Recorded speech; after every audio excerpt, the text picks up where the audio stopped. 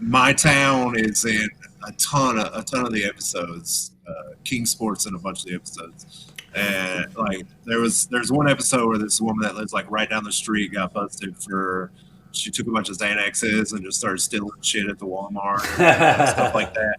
That's a real good. That is a pretty good representative of what this place is like, though. Sadly, but where I live in Kingsport, which Kingsport, by the way, is a Lovecraftian town. He writes about a place called Kingsport. I think there's a couple. Does he?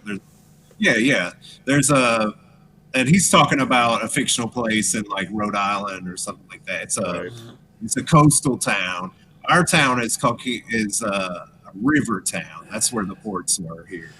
But one of the stories is about something called the festival, where he goes like to this cave, he goes to this underground cave, and he's either gifted or I can't remember. I think he steals like a Latin copy of the Necronomicon or something like that. Do you know what I'm talking about, Groucho? No, it's not familiar. It's been a while since I've read through all the Lovecraft stuff.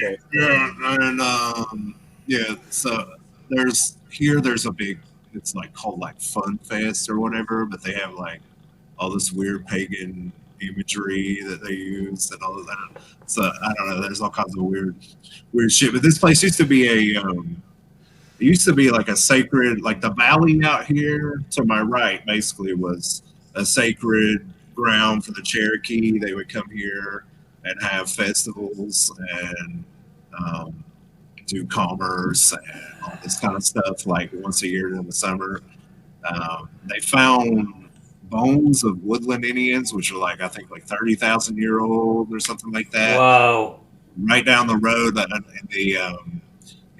underneath what's now the incinerator, there's a cave over there. I guess it's about a mile to the east of my house, where they found all that kind of stuff. But Eastman Chemical Company basically put an end to anybody looking into that. My grandfather was actually the public relations guy for Eastman Chemical for years and years. Yeah, well, that's interesting. Anytime some bullshit went down, he would come out and kind of like do the sport, cover it all up. Make the shit smell good, or whatever. Try at least attempt to. It's reminding me of Peter Levenda's book, Strange Forces. Yeah. Political witchcraft.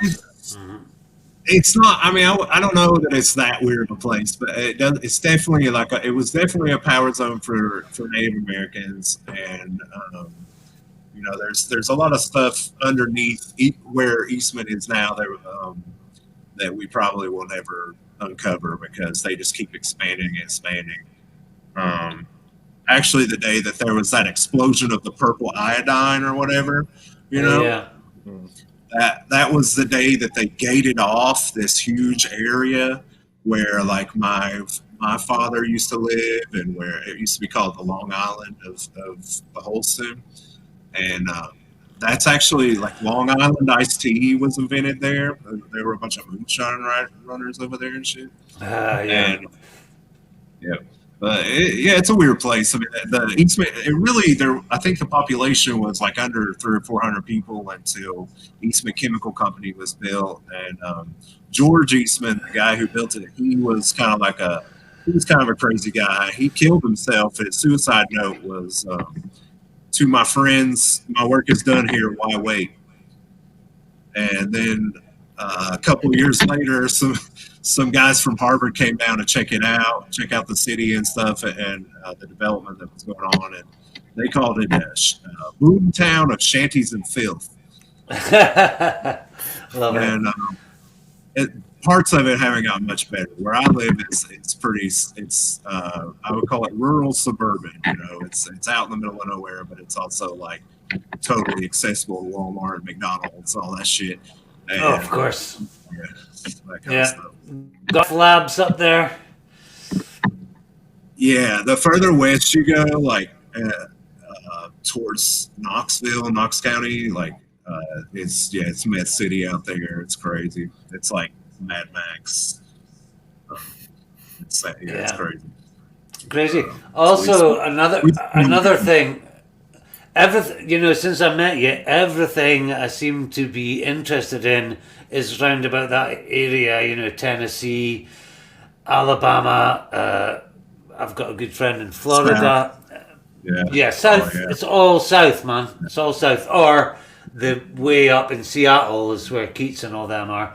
But any news on the Summer Wells case? Oh God, no. Recently, I mean, not much. They kind of, I guess the mom and dad have kind of stopped going public and stuff. I don't know that there's been any progress made, but there were a lot of weird synchronicities with that stuff. Yeah, we could talk about that. That's a pretty weird one, and that's real close to my house. That's on Highway 93, which Highway 93 is 93. Highway 93, which also strangely equals murder and mother and all this stuff, and everybody thinks her mom killed her. Basically, her mom has a sister who her name was Rose, and she's also been missing for about a decade. That's right. Yeah. I've been following it. It's a pretty fascinating case. Every tarot reading I've done, and every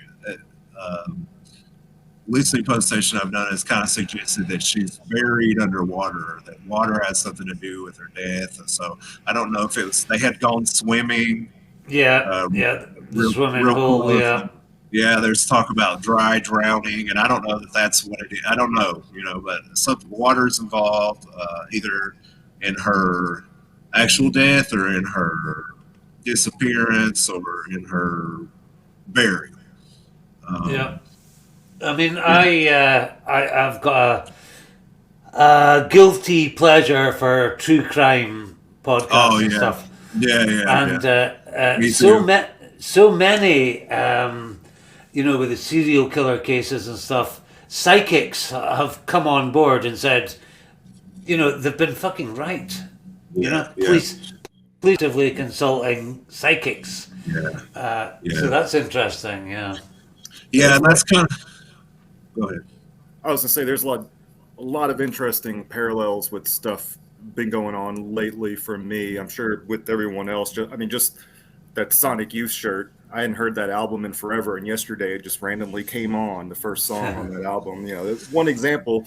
But I just finished reading the Bluegrass Conspiracy, which I think is going to be adapted into a Netflix movie called Cocaine Bear. Which sounds much better title. I guess it's a grabber. But there was it starts out, the book, it was about an international drug ring that was like operating out of Lexington, Kentucky. The police were all in on it. Local politicians were getting bribed off. There were people being murdered. But the book starts out with very Twin Peaks with like a rich family girl. I forget what they call them. She's just going to get married off to another rich family, but she was involved with all this drug running and whatnot, and she was found wrapped up in plastic. And shit.